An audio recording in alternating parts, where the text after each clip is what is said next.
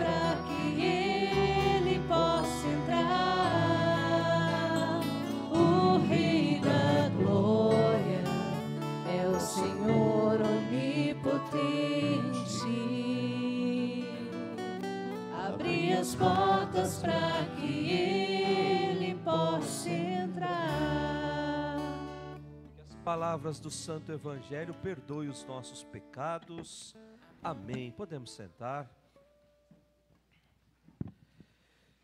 Caríssimos irmãos, caríssimos amigos que nos acompanham também ao vivo, nós chegamos ao domingo de número 4 na nossa caminhada de tempo do Advento. Esse tempo que começamos há 4 domingos atrás, agora alcança o seu ponto mais alto. Nós estamos às vésperas de celebrar o momento em que o amor de Deus foi derramado nessa terra. É por isso que a nossa coroa do Advento já está com as velas todas acesas. Os 4 domingos que antecedem o Natal, em que a palavra de Deus vem nos convidar à vigilância, à mudança de vida, à mudança de comportamento, à mudança de mentalidade, em que a palavra de Deus vem nos convidar a fazer uma verdadeira faxina no nosso coração, para que lá na noite do Natal, Jesus possa se sentir à vontade dentro do meu coração. E ao longo do ano, a gente sabe quanta coisa ruim a gente coloca no nosso coração. Quanta mágoa a gente guarda no coração. Quanta raiva, quanto desejo de vingança, quanta murmuração. Se nós não tivermos a coragem de tirar tudo isso, de fazer essa limpeza no nosso coração, na noite do Natal Jesus vai ficar à porta. Nas casas mais antigas, tem lá em Minas tem muito isso, o quadro de Jesus na porta batendo. Eu não sei se vocês já viram.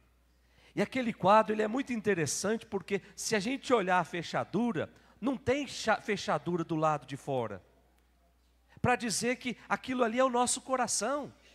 Jesus bate, Jesus não arromba a porta de coração de ninguém. Cabe a nós, que temos as chaves do lado de dentro, abrir ou não a porta do nosso coração para Jesus entrar. Então esse tempo do Advento foi exatamente isso, esse convite a fazer com que o nosso coração se transforme numa manjedoura. E nesse final de semana, o último antes do Natal, a palavra de Deus vem nos afirmar categoricamente que Jesus é o Deus conosco. Olha só que bonito, gente.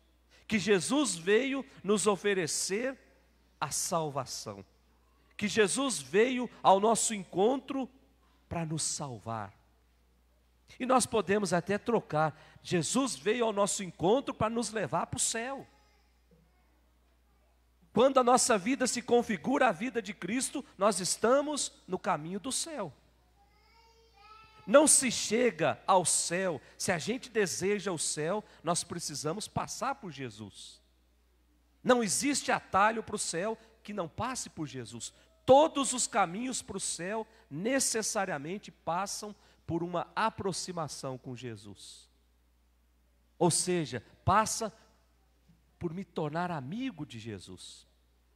Olhemos as leituras que nos foram sugeridas nesse domingo. Primeira leitura, profeta Isaías, capítulo 7, e aí o versículo de 10 ao 14. Vamos contextualizar essa leitura para a gente entender bem o que estava acontecendo.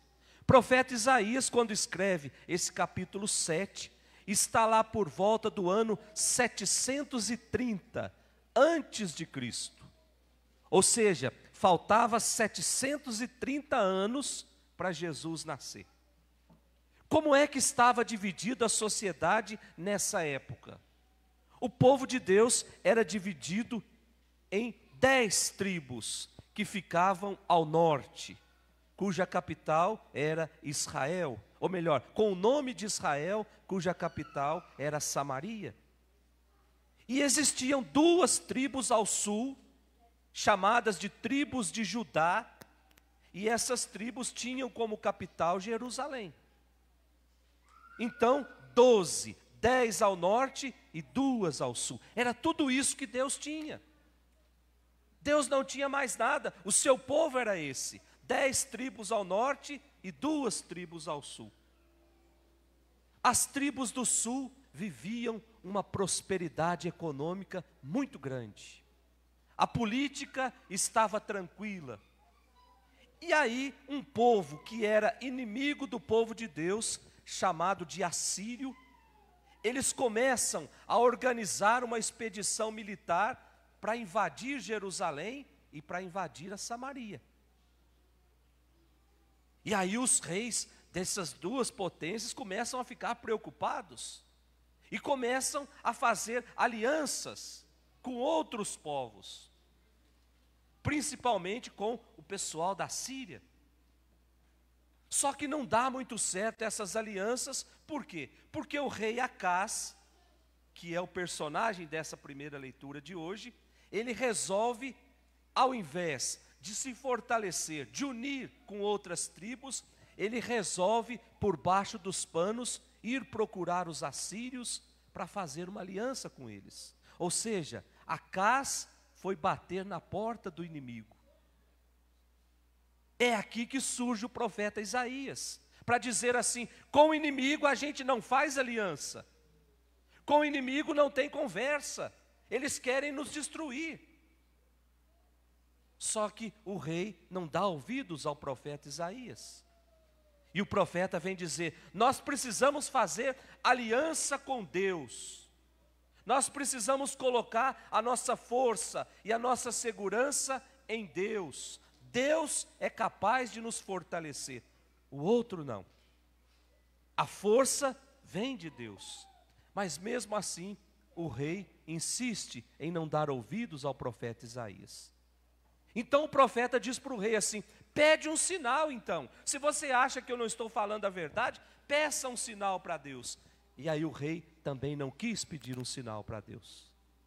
Aí o profeta deve ter ficado muito chateado com o rei Acás. E aí o profeta vem dizer assim: o próprio Deus vai dar um sinal. E que sinal será esse?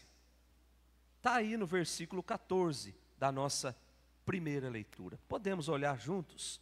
Eis que uma virgem conceberá e dará à luz a um filho, e lhe porão o nome de Emanuel.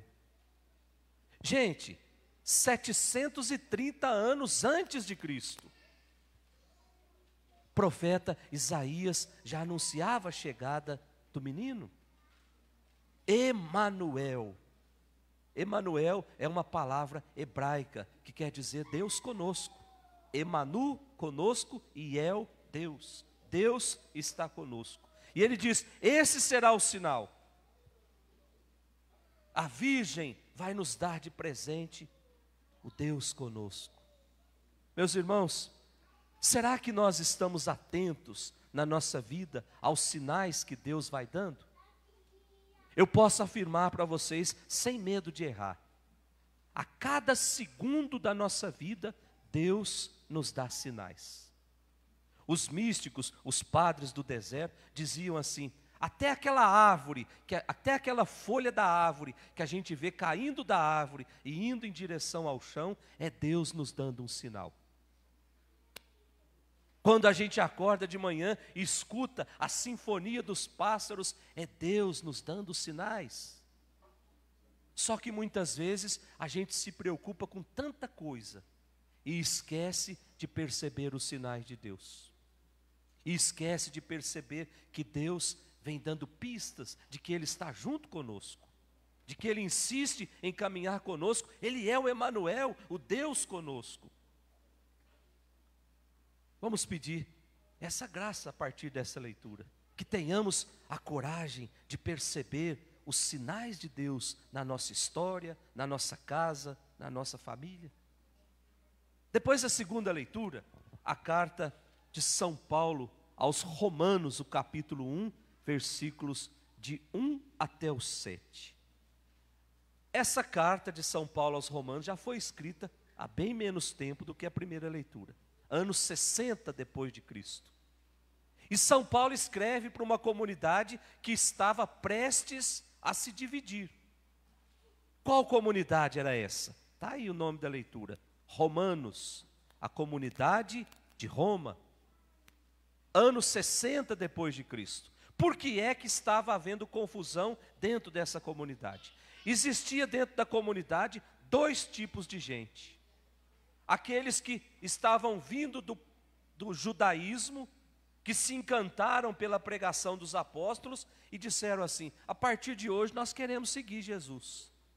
Então, judeus que se converteram ao cristianismo.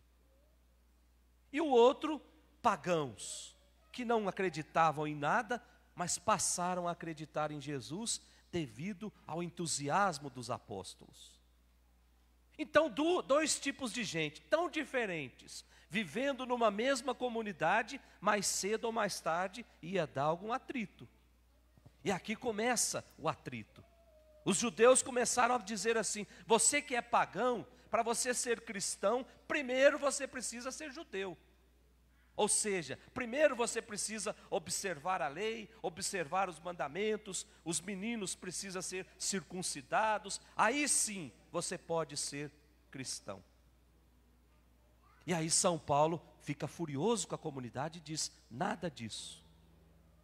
Cristão precisa de Cristo. Nós somos cristãos, nós precisamos de Cristo, nós não precisamos de mais nada. Nós precisamos de Cristo até Cristo ser tudo em todos. O próprio São Paulo afirma isso. Cristo precisa ser tudo dentro de mim. Aí eu não preciso mais de ficar procurando coisas para completar a minha fé. É aquela história, né? Domingo está na missa, segunda está no centro espírita, terça está na cartomante, quarta está vendo horóscopo, e assim passa a semana inteira achando que vai completar a fé. São Paulo deixa muito claro que nada disso. Nós precisamos de Cristo, mas não é um Cristo fracionado. Nós precisamos de Cristo por inteiro na nossa vida. Nós precisamos do Cristo cheio de sangue, ensanguentado da sexta-feira da paixão, mas nós também precisamos do Cristo ressuscitado do domingo de Páscoa. E aí São Paulo diz: o dia que Cristo for tudo em todos, aí não haverá mais divisões nas comunidades. Aí ninguém vai se achar melhor do que ninguém. Aí nós vamos viver o amor, nós vamos viver a fraternidade. Eu vou reconhecer que eu não sou nada nesse mundo. Eu vou reconhecer que para chegar ao céu eu preciso estar junto com o outro. Nós precisamos nos fortalecer para que a gente chegue junto ao céu. E acontece muitas vezes nas nossas comunidades o contrário. A gente percebe que tem muitas comunidades por aí que estão corroídas pela fofoca, que estão corroídas pelas calúnias, pelas contendas, pela falta de diálogo. Quantas comunidades por aí que a gente conhece que está se dissolvendo porque não foram capazes de viver o amor, a tolerância, a fraternidade. E aí, diante da simplicidade que é a proposta de Deus, a gente fica perdido. Ser cristão hoje é muito simples. Ser cristão hoje é só assumir o compromisso de ser de Cristo. Só que muitas vezes a gente quer ser de Cristo, a gente quer ser da televisão, a gente quer ser do artista famoso, a gente quer ser do corpo perfeito, e aí a gente vai costurando coisas na nossa vida e Cristo vai ficando para trás. Cristo precisa ser tudo em todos. E aí o anúncio do Evangelho não vai ser pesado para ninguém. E por fim a gente olha o nosso Evangelho de hoje, o Evangelho de São Mateus, o capítulo 1, que narra a origem de Jesus. Olha só que bonito. E nos mostra que a sua origem, ela é divina. Que Jesus é o Messias, o descendente de Davi, tanto anunciado pelos profetas. E aí nós podemos nos perguntar: será que é esse Jesus das Sagradas Escrituras que nós estamos esperando para a semana que vem? Será que é esse Jesus que as nossas famílias estão preparando as suas casas para receber? Esse Deus que vem ao encontro do homem para levar para o céu? Basta a gente olhar como é que nós estamos preparando o nosso Natal. Para muitas pessoas, o Natal vai terminar no próximo domingo à noite. Porque o Natal foi só o Natal da paganização, o Natal do consumismo, o Natal da festa, o Natal do presente, o Natal das viagens. Termina quando terminar o domingo. Mas para aqueles que se prepararam, por isso que a igreja nos pediu que preparássemos o Natal. 4 semanas preparando, para que o Natal seja todos os dias do ano de 2023, Deus vem ao nosso encontro. Vem através da liturgia, vem na pessoa do irmão, vem dentro das nossas casas. Eu não posso deixar para trás esses sinais que Deus vai dando. Ele vem ao nosso encontro. Por isso que o Papa vem afirmar que o Natal é a festa do encontro. É Deus que vem ao nosso encontro. E aí a gente olha para o exemplo de Maria no Evangelho de hoje, que sempre estava disponível aos apelos de Deus. Maria que responde sim, e esse sim torna possível o nosso convívio com Jesus. Gente, vocês já pensaram se Maria tivesse dito não quando o anjo foi visitar? Se Maria tivesse dito assim, eu sou uma menina de 17 anos, eu não quero me envolver com essas coisas. O que é que os outros vão dizer de mim, grávida, sem nunca ter deitado com alguém? Como é que o povo vai dizer isso de mim? Mas Maria confiou, Maria acreditou, e mesmo sem compreender o mistério, Maria disse sim. Portanto, Maria, ela é exemplo para cada um de nós. Que nós possamos dizer sim a Deus, mesmo se num primeiro momento a gente não compreenda muita coisa. Mas é o nosso sim que vai fazer Deus continuar nascendo nessa humanidade. Louvado seja nosso Senhor Jesus Cristo.